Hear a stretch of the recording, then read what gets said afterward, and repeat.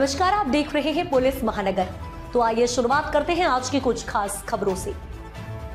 Seat sharing को लेकर छगन भुजबल के आरोपों पर बोले संजय निरुपम, जो होना था हो चुका।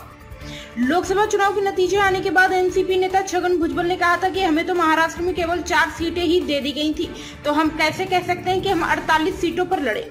भुजबल के इस बयान पर शिवसेना नेता संजय निरुपम की प्रतिक्रिया आई है। निरुपम ने कहा कि किसकी वजह से जीता, कौन हारा, किसको कितनी सीट मिली, इन सब विषयों पर आरोप प्रत्यारोप करना ठीक नहीं। जो होना था हो चुका। अब हम आगे की विधानसभा चुनाव के लिए तैयारी करनी है और आगे की ओर देखना है। छगन भुजबल ने कहा था कि हमें 48 में से केवल 4 सीटें दी गई हैं और उनमें से 2 सीटें ले ली गई हैं। हमने 2 में से 1 सीट जीती। अब कोई यह कैसे कह सकता है कि हमने 48 सीटों पर चुनाव लड़ा।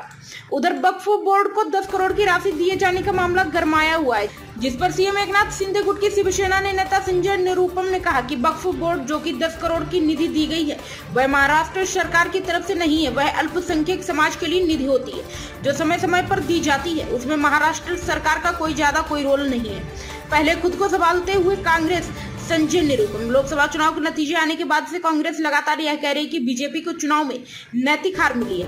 हाल ही में कांग्रेस के राष्ट्रीय अध्यक्ष मल्लिकार्जुन खड़गे ने केंद्र सरकार पर हमला करते हुए कहा कि एनडीए की सरकार गलती से बन गई। ये अल्पमत वाली सरकार है और कभी भी गिर सकती है। इस पर संजय निरुपम ने कहा कि कांग्रेस जब चाहे एनडीए की सरकार को गिरा सकती है। उनकी इस सोच पर मुझे हंसी आती है। पहले खुद को संभाले, फिर एनडीए को गिराने की सोचे। अब तक की खबरों में बस इतना ही। ऐसे ही खबरों के लिए बने रहें हमारे साथ। तब तक के लिए नमस्कार।